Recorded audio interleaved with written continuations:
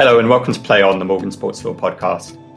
I'm Nick Williams, a barrister at Morgan Sports Law, and I'm joined today by my colleague Julia Cwierz, a paralegal at the firm and competitive esports player. In this episode, which will be split into two parts, we will be looking at esports player rights, and a problem that is particularly acute at the lower levels, players and staff not being paid. To help us with that, we are joined by three special guests. Our first guest is Dom Sacco. Dom is the founder of Esports News UK and a leading light in esports journalism. Our second guest is Josh Furneaux. Josh is a player agent at ICM Stellar Esports, a newly formed division of the world-renowned football agency, ICM Stellar. Our third guest is Alex Wise, an analyst and academy head coach at Nordavind Gaming in Oslo. In the first part of this episode, we will be primarily looking at the events that unfolded at Munster Rugby Gaming last year. If you are unfamiliar with what happened, we highly recommend that you read Dom's article on it beforehand, a link to which we will put in the description. The events at Munster are something that Josh and Alex have first-hand experience of, having both been employed by it at the time. We should make clear that the Munster that we will be discussing is the entity that was run by Phelan Gaming, not the new team with the same name that has now been launched. Thank you all for joining us, and let's move straight to the first question. In the last few months alone, and despite the continued boom of the esports industry, two UK orgs, Munster and Hive Central, have gone bust. In the lead up to that, some employees went unpaid for months, and I understand some were never paid at all. Josh, you witnessed firsthand what happened at Munster. What went wrong? Was it just mismanagement by Kieran Welsh, or something more sinister? Felt like it started as mismanagement, and I think in the Munster case, it very much was initially mismanagement, which turned very quickly into, I guess, something more sinister in the sense of kind of deceit or lots of false promises that at the time, I guess, the person in question knew couldn't be upheld or was hoping they might be able to be upheld, but never were able to. But yeah, I can't speak too much on the Hive case just because I don't know the full ins and outs. But on the Munster case, I think it started with best wishes and intentions and perhaps a clear lack of experience in the field, knowing where revenue streams were going to come from and how long they may take. These never came to fruition, and as a result, lies kind of began to compound and drag out throughout the duration, and we ended up in the situation that we faced. Alex, does that match with your view? Yeah, I can echo that. I think the viewpoint I have is that I don't think the intentions at all to begin with were sinister. I don't think that started occurring at any point in the split, to be honest. It was more so a case of mismanagement, and then that paired with severe inexperience led to him not knowing how to handle the situation. And instead of asking for help, which was pushed by several members of the organization, including John, who was our performance coach, he basically, didn't accept the help. And then that led to just more lies being thrown our way. And we didn't have a clue what was going on within 2 months. No, we were trying to, with our best intentions, help the lack of an experience. John and I had worked at a quote unquote higher level, I suppose, of organization that had been run very well in XL Esports, and we'd worked together there before we went to Munster. So when we went to Munster, we knew it was a kind of startup. Obviously, Munster Rugby is a huge European rugby club, and as a result, we were very confident in their ability, but we were kind of, I guess, misled on their involvement in the project. And in reality, it was very much a bedroom esports org with a big rugby club's team attached, the team name attached. And I guess that lured us into a bit of a false sense of security. And I don't think that was sinister initially. I think perhaps the deal was, in the first place, wasn't a great deal for esports and great for what was Phelan Gaming. And I think a lot of that became off like, again, a lot of inexperience. He got really excited that Munster Rugby was very interested in being part of the project. And due to that, just basically the deal was accept a license name over actually any support, and provided a lot of promises that could never actually be upheld. Josh, had Phelan Gaming existed for long before all this happened, or was it something that Kieran set up solely for the purpose of working with Munster? They had. They'd been around for a couple of years in UK League of Legends. I think they may have had a Hearthstone team as well, but they had only operated on a very small scale. We're talking kind of perhaps very small part-time wages. I had actually worked with them for a split prior to Munster, and everything at that point on a very much smaller scale, team-wise and my payment-wise, was upheld. So I saw no reason at that point to not believe what we were being told, and ultimately, didn't work. Those promises weren't fulfilled. Josh, you mentioned deceit and false promises earlier. Can you tell us a bit about what actually happened? The very basis, in the sense of the wages. This is what we agreed to. We were promised contracts were on their way, and then when followed up multiple times, week after week after week, they're still on the way. Munster's, that we heard stuff like Munster's lawyers or Munster's people that are writing these contracts are being really slow. COVID, various things about COVID, and all of which I can't say were false. I mean, I don't know exactly what was occurring. What I do know is that the end result was, I started in April. I got a final contract in like June or something. And even then, it was obviously so BTEC in the sense of some of our contracts for different staff members had like the other staff member's name on them. The addresses were just like England.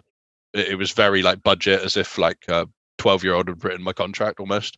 And it just had no essence of anything professional about it at all, which obviously raised massive alarm bells and started the ball rolling on, okay, well, this is not what we signed up for.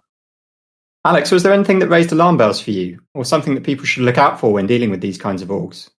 A future lesson would be, if there is like an external company involved in the process and you're not in touch with that company, just get in touch and, basically ask for a quick summary of the details. Because for us, there was a lot of lies between what Phelan was saying Munster was getting involved in and what actually Munster was actually getting involved in. And I think the biggest problem, to be honest, was just the continued shifting of what was being told to us. If it was just one continuous message that we were receiving, then I think we would have cottoned on to the fact that it was, not a delay and more so just something not happening. But with the continuous lies and the whole, situation last year of COVID going on and all these different problems around the world, like it somewhat was believable for the first month or two, not maybe two, but maybe a month and a bit. And then after that, it kind of, everyone's suspicions rocketed through the roof pretty much. And we just constantly kept having meetings about what was going on. But obviously you don't want to have that situation, a month and a half in. So I think the big thing is, if there are external, factors involved, just find out what those external factors are from the source rather than from the person that's telling you. Yeah, I think it really is, Alex said, detailing what the relationship between the parties that are leading the project are. We really did not know. We knew from Phelan's side what he told us the relationship was between Munster and Phelan. This happened to just not be complete falsified. Really, it was just a name that was given to Phelan Gaming. We believed there was going to be financial support. We were going to have the ability in a kind of COVID restriction-free world where we could actually go over to Ireland and be part of an offline project. We basically set everything up as if this was going to be a full-time esports project, working with Munster Rugby, utilising some of their facilities, utilising their current commercial deals, which would then extend to the esports side. And ultimately, we're left with nothing but a name from Munster. Would have been very happy to just know that was the case in the first place. So yeah, I think Alex is absolutely right. Knowing that relationship right from the off, very transparently, would have given us a much clearer idea of what we were dealing with. Dom, you covered what went on at both Munster and Hive Central. Do you have any insight you can share on why those orgs ran into issues? Was it just an experience in over-promising? What else might be going on that causes situations like this to occur? Well, first of all, at the sort of amateur and semi-pro level, this thing can be quite common, unfortunately. I'd say Munster was a sort of a higher level than that typical amateur sort of organisations that we see in League of Legends or UK esports, UK and Ireland esports, because Phelan had the licensing deal with Munster Rugby Gaming. They had some big players like Max Law. In an industry where most of the revenues come from sponsorships, especially for team organisations like this, and the fact that Munster, or Phelan operating as Munster under a licensing deal, didn't have a single sponsorship agreement, as I understand it, not one that was fully signed and on board, that's pretty shocking, to be honest. So if they're not pulling revenues in, how are people going to get paid? So that's, for me, that was the big error. That is something that we were lied about as well too. They were very clear that there was certain deals that were occurring with very big various companies that were currently with Munster, the likes of the Bank of Ireland and various other ones that we were told the deal is like done, as good as. And I mean, I know very much that a deal is never done until it's done. But from the way that we were told, that it was very clear that this was a revenue stream for Munster Rugby Gaming, and as a result, it made it more believable that funds could be raised to pay wages. Yeah, absolutely. So yeah, I think in answer to your question, Nick, it is a mix of those things. I think other than you saying inexperience or something more sinister, I think it might have just been incompetence, to be honest. The impression I got from Phelan Gaming, operating as Munster Rugby Gaming, I got a feeling they might have been a bit in over their heads, the management and so on. There, it's up until that point they'd been operating at a sort of amateur level in UK and Ireland League of Legends, and all of a sudden they were with Munster Rugby Gaming in the NLC, which was still quite new at the time, sort of Northern Europe upper tier of League of Legends, just below that sort of top level of the LEC in Europe. Yeah, so I'll just say on Munster as well, I do think there was deception there and lies. I'd heard other bits and pieces, and some people said to me, I don't think there was any maliciousness involved, Dom, but still at the end of the day, there was incompetence and covering up. And I think all of this coming out now and being highlighted will help educate other people and tell other aspiring organisation owners that that's not right. It's not the right way to go about things. As for Hive Central, I'd say, yeah, they're more of a lower tier organisation participating in the UKEL, which is the lower tier of UK and Ireland League of Legends. I think for them, it's more of poor communication between the organisation and the players, so from both ends. I don't think there was maliciousness here. There were contracts agreed with the players. What happened was, so one of the Rainbow Six Siege players claimed that him and his teammates weren't paid by the organisation, but then the organisation said the contracts were sent. They only received 4 player contracts and 1 coach contract back, and they said that meant it was an incomplete roster. They needed 5 players, right, in Rainbow Six, and because it was an incomplete roster, that there was a part of the contract that said it's void if there isn't a full roster that signed the contracts, then the organisation doesn't have to pay. They'll only pay when there's a full roster. They did give I think a 25% payment to the players as a gesture of goodwill, but that wasn't contractually required. That's what I understand. So it sounds like it's a dispute between the players and the organisation. This happens now and then, but there should have been better communication from the off. And the organisation implied that the players or the coach were a little bit difficult to deal with, when then they shouldn't have entered into the partnership with them to begin with. So we are where we at with that one. Unfortunately, it does happen every now and then. Not as much as it used to. I think things are improving. I think that comes down to poor communication for me. Yeah, I've seen certainly excerpts of the Hive contract, and I mean they're definitely not drafted by a lawyer, if I can put it politely. I mean, both Munster and Hive are said to have used contracts that haven't been reviewed by lawyers. Now, for a professional sports team like Munster, for example, that would be almost unthinkable. Why, Josh, do you think that happens so frequently in esports? I think there's some assumptions. So, for instance, I think Munster assumed getting into esports, taking on someone to effectively run their esports division, that this kind of mini company or whatever would be professional, would be vetted, would have had some experience to get to where they are in esports. I mean, I'm sure they went to Munster and said, look, we're tier 1 Irish organisation in esports, which they were. They were the number 1 Irish team in esports, and that's the standard at present, to be honest. That's the sad thing. I mean, ultimately, anyone has the ability to just go like, I could just make up a random name and say, this is my esports organisation now, and get 5 players to join me for the ride. And there doesn't need to be, at present, there's not much vetting going on to ensure that these companies are run well, to ensure that there's revenue streams in place, to ensure that actually the promises that they make can be fulfilled. So there's a lot of this. I think from the sports team and then the getting involved with these organisations, it's an assumption that they're run well, and they're just not a lot of the time.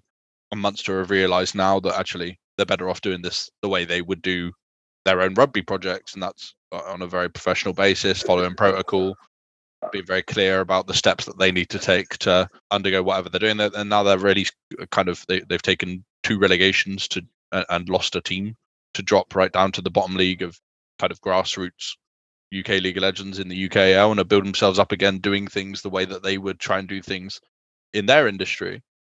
But I mean, esports being such a new industry, there's a lot of weeding that needs to be done to get rid of as much of the amateur hour as we see. And I think amateur hour is fine while it remains there, but you can't pass amateur hour off as professional and then ultimately try and be a top tier organization without the absolute basics or any policies in place or any procedures or anything in place, and just making it up as you go. I'd like to add that I think there's a few key factors in why it happens so frequently. I think some of it is on the organization side, and some of it is on the players or the coaching staff side. And from the organization side, I think there are, somewhat of a advantage is the wrong way of putting it, but they have the ability to somewhat pressure players and coaches into signing contracts within a limited time frame, just based off of how the current ecosystem works in esports. And by that I mean, there's a lot of teams which are signing rosters for either one split or 1 year, and the off season between those splits is often quite short, and the lead up is quite jumpy with the rosters that they're going through. And so players often end up not even signing a contract before they decide on a roster, essentially. So they decide on a roster sometimes and then get a contract, and there can be a lot of problems occurring in between those spots. And I think another thing on the players' side is that a lot of these players are very young and don't have business experience. And when you don't have business experience, or if you've never had a contract before, how do you know what a good contract is? So a lot of these players are either talking to friends or other young people about whether the contract's good or not, and they also don't have the best idea of what's going on. Also, Nick, it seems to be, I hear that some of these contracts get copied and pasted, or organizers might find templates online and just tweak them very slightly without understanding the intricacies. I have a consultancy in esports. Yes, it was quite expensive to get an NDA drafted for any clients I bring on board, but I knew I had to do it because I'm not a legal expert. And, I think orgs where they can, because there aren't many margins in esports, they're doing it for brand exposure, for fun a lot of the time, for bragging rights. Can they try and win this tournament? They'll try and save as much money as possible. And if that means they don't have to spend whatever, 3-4 figures on a proper contract being drafted, they'll cut corners and use that money to pay players instead, because there is it's still a lack of funding at the lower tier level, but publishers like Riot Games have done a lot to better support teams over the years. There's good prize pools and support packages available to the different esports organizations now. But yeah, it comes down to lack of money at the low level. You don't see this at the higher level of esports, really. Contracts are better and firmer with the likes of XL Esports and that upper tier. There's much more regulations by the tournament organizers, by the likes of Riot Games. There's much more involvement at that level, in which it basically enforces policies and procedures that the organizations need to follow. And following on from Alex's point, really, the competitive nature of what you do, and to be honest, at amateur level, especially in the UK, there's not much money in it anyway for the most part. So it's not like you're if someone's going to lose 200-300 quid, they're often fine to just continue playing because they love playing, right? They were, lots of these people came from were forged in you're a volunteer player, you do it as a hobby. As I was coaching, I spent years coaching voluntary before I was paid any money to do it. And in a normal job last year doing that same thing, I'd have walked out the day my payment was not made on the day that we were promised. But ultimately, I continued working the entirety of the split, and I gave the option to the players that you can down tools. There's no pressure on you to play. You don't have to play. And their response was, "We want to play. We want to get better.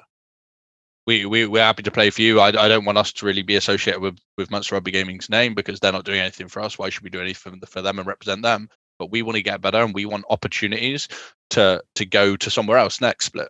And that's ultimately what it was. They had a one split deal, was hoping to be extended should everything go well. It didn't. But ultimately, these players wanted to prove to the rest of Europe, anyone who's watching the NLC, actually, we're good players, pick us up for next split. Because if they didn't show that split, they may not have a job next split either.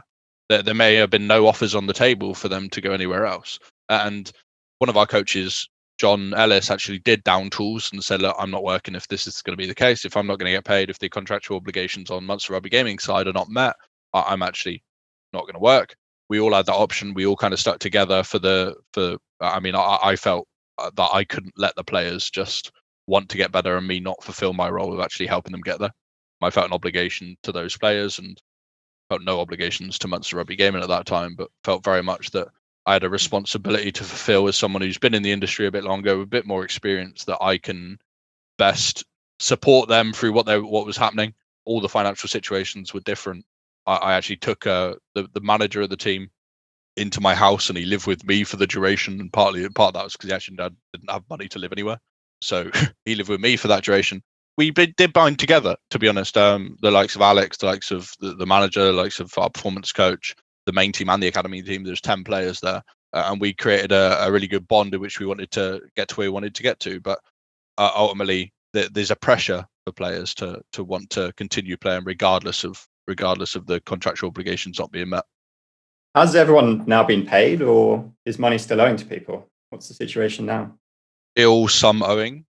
I mean, there were various things throughout the time that we've kind of like wavered, I guess. So, for instance, partway through the split, before we were actually paid, probably a good couple of months before we were paid, lots of people were given a quote unquote, this is a bonus for waiting so long for your payment. We're so sorry it's been so long, but we're going to give you just a swift payment through PayPal to just keep you ticking over until we actually get this payment problem sorted. That's effectively the message that was conveyed. What occurred is that we got that payment. Then when it came to payment time, they said, yeah, but you already got this amount of money, so that can be taken out of the payment you're owed. That got taken out. So I don't know exactly, and I can't speak for everyone. This is probably a 20-man project or 20 person in terms of player and staff project, so I can't talk for everybody's situation. But I have been informed that there are players that didn't get complete full amount, and there are at least one staff member that I know of that didn't get a penny of the money that he was owed. Although these were both orgs operating towards the lower end of esports, they were competing in tournaments that are run by DreamHack, which has a huge amount of experience running competitions. Do you think that tournament organisers should be doing more to vet the financial stability of orgs that compete in events they run? Perhaps, Julia, you can lead on this one. Yeah, sure. So players in leagues such as UKLC or NLC, they are all, or in most circumstances, getting paid. They are not playing for free. So there should be some sort of regulation or check to ensure that esports organizations do have enough money to pay them.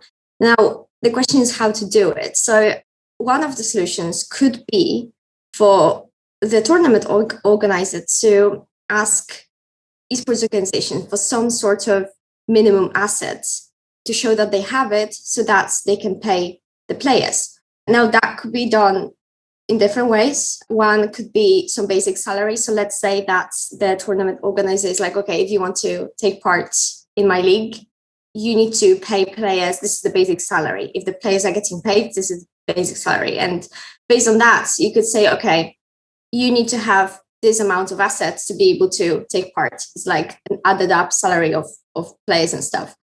Another problem is that usually players are getting paid different amounts and staff is getting paid differently. So it could be either based on basic payments, or you could have the amount of asset that you need to show that you have would be based on the amounts that you actually say you're going to pay.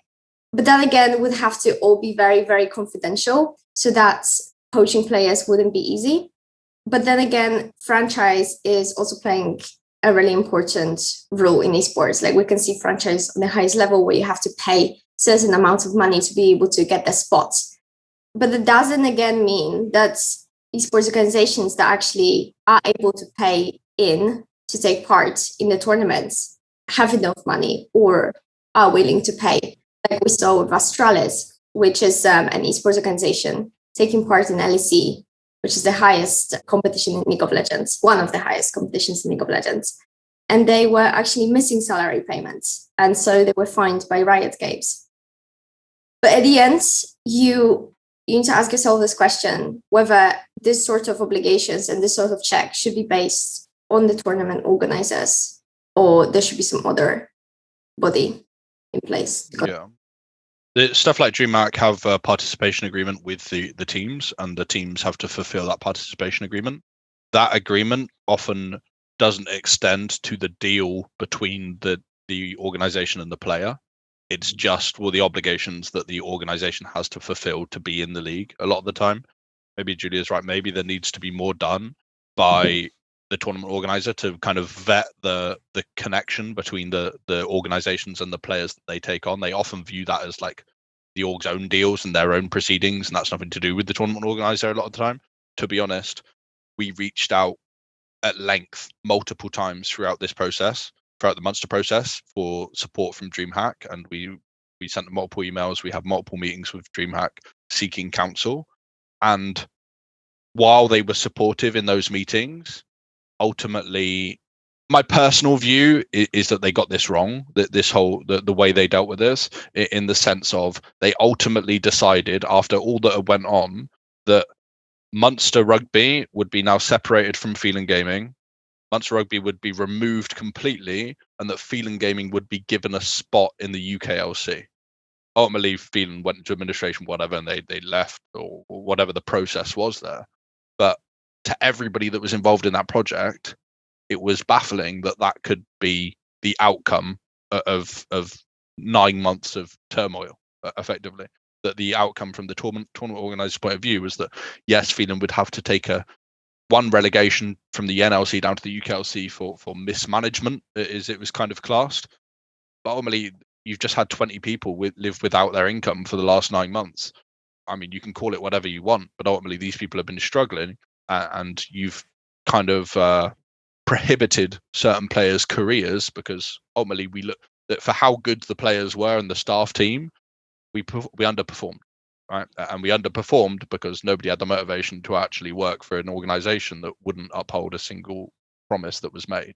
And there's a lot of damage done throughout that period of time, both kind of monetary value and kind of potential career value. So while they did support us in the meetings and while they were willing to listen, the outcome of their decision felt completely the opposite to me, to what I believe. I mean, we were very clear, transparent. We presented them with clear dates, clear evidence of what had been said, screenshots of messages that had been sent. We presented with versions of our contracts that we'd been sent. And to me, I feel like the outcome from the support that we got from the tournament organizer, while in best wishes, felt really lackluster, I think. What would you have liked to have seen from them, Josh, done differently? I'd have liked them to put a hard deadline on fulfilling the promises that they had clearly made, in the sense of, like, if you're not paying your players, you will be removed from the league or something like this.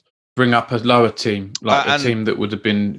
So what the UKL's done with Hive, right, is they allowed the players to continue playing under a non-organisation name, and until an organisation could take on those players. They've now turned into Lucent Gaming, but they've worked hard this split. Those players and that coach, regardless of whatever's happened, they've worked hard. They've got into playoffs, and now have been taken on by another organisation. The hard bit is where that previous outstanding deal that kind of Phelan had with the players, that amount of salary, can you force another organisation to make that same deal with the players? Not really. This is a very grey area, but I really do think that Phelan were almost rewarded for the situation that occurred.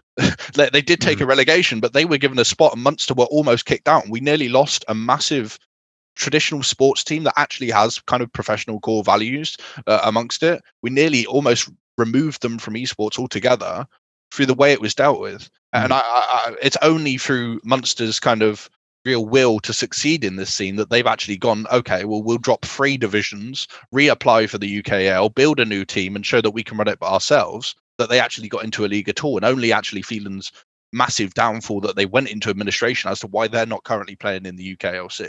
And to me, that felt a very poor outcome, the mismanagement of Phelan, and actually not Munster's core problem. I'd just like to add, I know we've somewhat strayed away from the topic we're on, but on the note of DreamHack, I think something that's important to think about is that they have a lot of tournaments they're taking part in and running, and it's not quite as simple as them just having complete vetting over every single organization and making sure every single player is being paid, and, well, not only being paid, but being kept after, and everything's being promised fully.